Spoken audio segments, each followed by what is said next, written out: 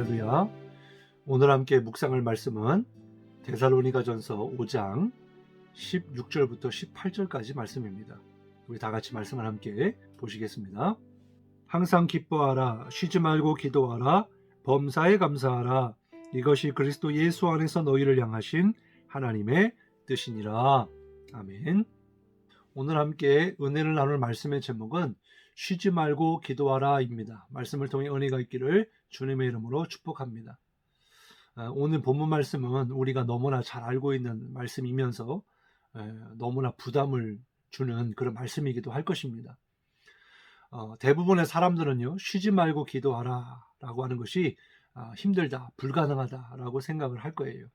뿐만 아니라 기도하는 것 자체를 부담스럽게 생각하고, 그리고 무거운 짐이나 또 책임으로 여겨지는 분들도 있을 것입니다. 그래서 어떤 교회에서는 50일 기도해야 한다, 또 40일 기도해야 한다, 또 20일 기도해야 한다, 이렇게 하지만은 물론 많은 사람들이 이번만큼은 함께 참여해야 되겠다, 그렇게 해서 하는 분들도 있습니다만은 대부분 이거 또 하나, 또 이걸 어떻게 하나, 이렇게 생각하는 분들이 많이 있을 거예요. 그런데 어떤 사람들은요, 기도하는 사람들에게는 어차피 50일이든 20일이든 30일이든 365일이든 어차피 매일 기도하는 것이니까 상관없다고 생각하는 분들도 있을 거예요. 그렇습니다. 기도를 모르고 또 기도의 능력을 체험하지 못한 분들은 며칠이든 또 하루 10분이든 기도하는 것도 힘들 것입니다. 당연히 쉬지 말고 기도하라 라고 하는 말씀이 얼마나 어려운 말씀으로 이렇게 생각이 되겠어요.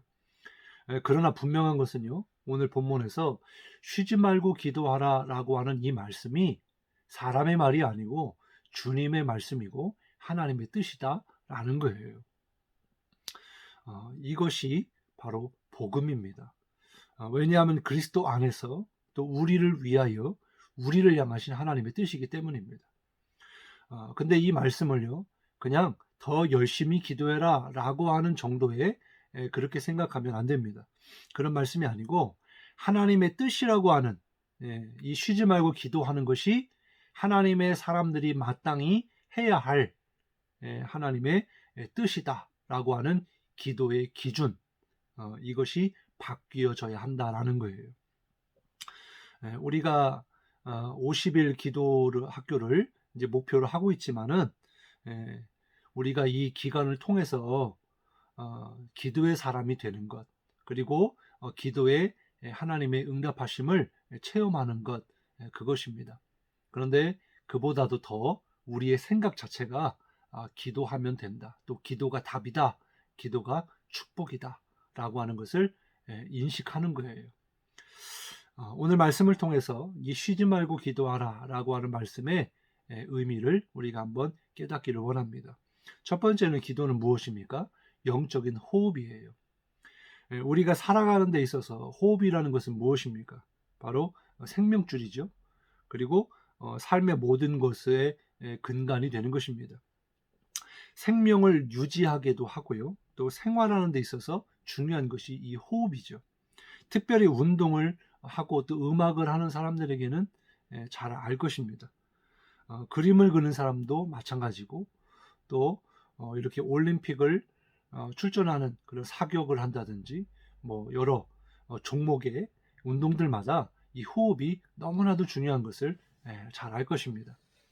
영적인 것에도 마찬가지예요. 영적인 이 호흡이 신앙의 생명줄이다라는 것이죠. 영적인 호흡이 기본이 되어야 한다라는 거예요. 그래야 삶이 건강해지고 또 영적인 어떤 그런 복이 되어지는 거죠.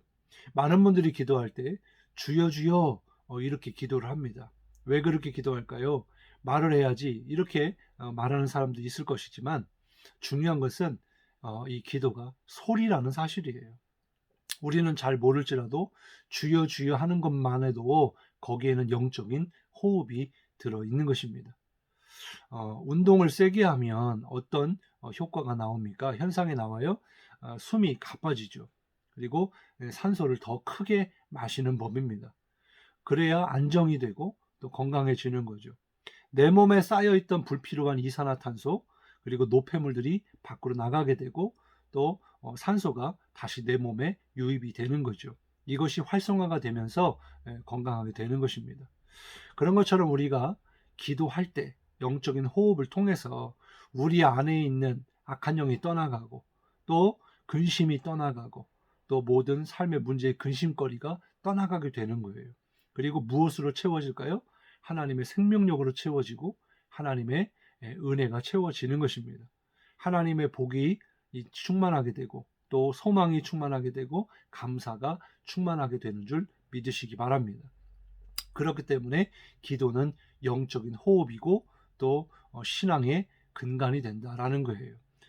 두 번째로 영적 에너지다라는 것입니다. 영적 에너지는요, 인지하지 못하더라도 우리는 계속해서 소모가 된다라는 사실이에요. 우리가 하루를 산다는 것은 무엇입니까? 에너지를 소모하며 산다라는 거예요. 모든 것이 그렇죠.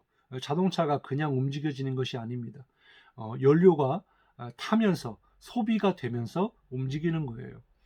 마찬가지로 우리가 영적으로 산다라고 하는 것은 끊임없는 영적인 에너지를 소모하고 쓰는 것입니다.